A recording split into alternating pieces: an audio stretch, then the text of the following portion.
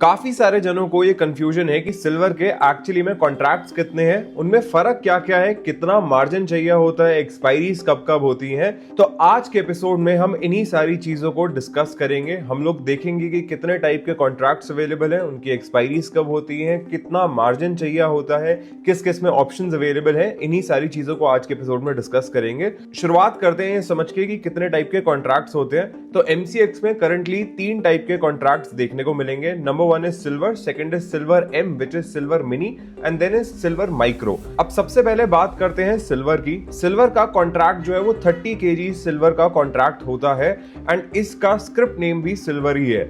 इसकी एक्सपायरीज हर 3 महीने में हमें देखने को मिलती है। जैसे इसकी एक्सपायरी है 5 सितंबर को, उसके बाद 3 महीने बाद दिसंबर में, फिर 3 महीने बाद मार्च में एंड फिर 3 महीने बाद मई में। अब समझने वाली बात यह है कि इस सिल्वर को ट्रेड करने के लिए आपको कम से कम 4.5 लाख रुपए का मार्जिन चाहिए, इसलिए जनरली बड़े इंस्टीट्यूशंस के लिए ज्यादा बेनिफिशियल होता है। सेकंड नंबर पर आता है silver M. Silver M represent करता है 5 kg के लॉट को एंड सिल्वर एम की जो एक्सपायरी होती है वो हमें देखने को मिलती है हर 3 महीने में ही, बट इसकी जो एक्सपायरी होती है वो जनरली लास्ट ट्रेडिंग डे पे होती है। जैसे 29 August, 28 November, 27 February, 30 April and 30 June. इसका स्क्रिप्ट नेम है silver M and silver M में ट्रेड करने के लिए आपको कम से कम 65 से 70 हजार रुपए का मार्जिन चाहिए होता है। इसके बाद में आता है सिल्वर MIC, यही इसका स्क्रिप्ट नेम है एंड ये रिप्रेजेंट करता है 1 kg को। इसकी एक्सपायरी लगभग सेम होती है as compare to silver M. जैसे सिल्वर MIC की एक्सपायरी हमें देखने को मिलेगी 29 August, 28 November, 27 Feb and then 30 अप्रैल।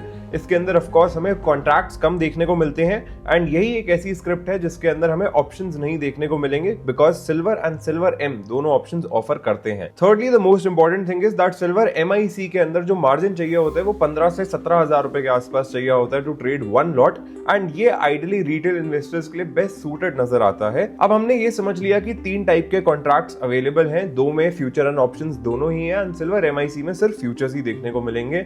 हम लोगों ने समझ लिया कि कौन सा किसके लिए बेस्ट सूटेड भी है, बट यहाँ एक और चीज समझने वाली ये है कि जितनी भी बाद की एक्सपायरीज होती हैं, जैसे अभी अगर आप फेब की एक्सपायरी देखते हैं या फिर आप फेब के बाद की एक्सपायरी देखते हैं तो उनके अंदर कंपैरेटिवली वॉल्यूम काफी कम रहती है। इसलिए कई बार ऐसा हो सकता है कि आपका ट्रेडिंग प्लेटफॉर्म जो है बीट, ज़ेरोधा और एंजल वन, वो आपको उसमें ट्रेड ही ना करने दे क्योंकि उसमें वॉल्यूम नहीं है।